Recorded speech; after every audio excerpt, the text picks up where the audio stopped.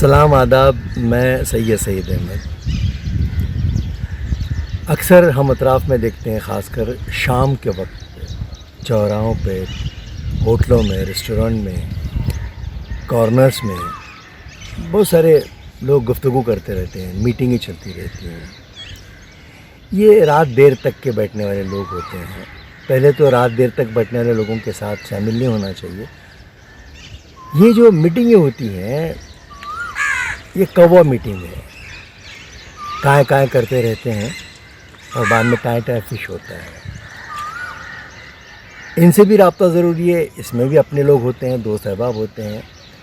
जब कभी इनके साथ इस नशिस्त में, इस काय काय कौवा मीटिंग में बैठने का मौका मिले तो खामोशी भी एक फ़न होता है। वहाँ खामोश रहना भी बहुत ज़रूरी होती है, हिकमत जिसे कहते हैं हम। क्योंकि वहाँ हर कोई अपनी राय देते रहता है। किसी ने कहा है कि अंधों की बस्ती में आईना बेचने वाला भूखा मरेगा।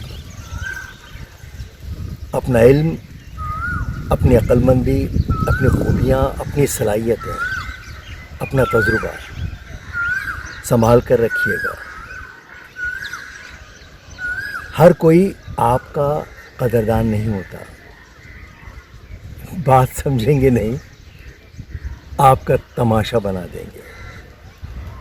यहाँ अपनी राय देना भैंस के आगे बीन बजाना जैसा है।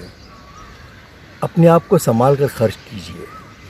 खामोशी एक हिकमत है और इससे आपकी शख्सियत निखरती है।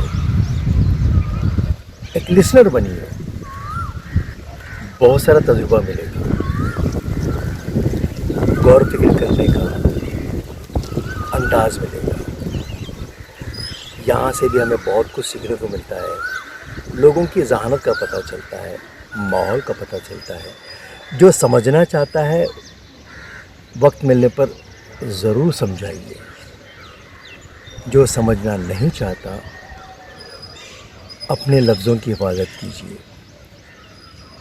उन्हें खर्च मत कीजिए, उस वक्त खर्च कीजिए जहाँ ज़रूरत होगी।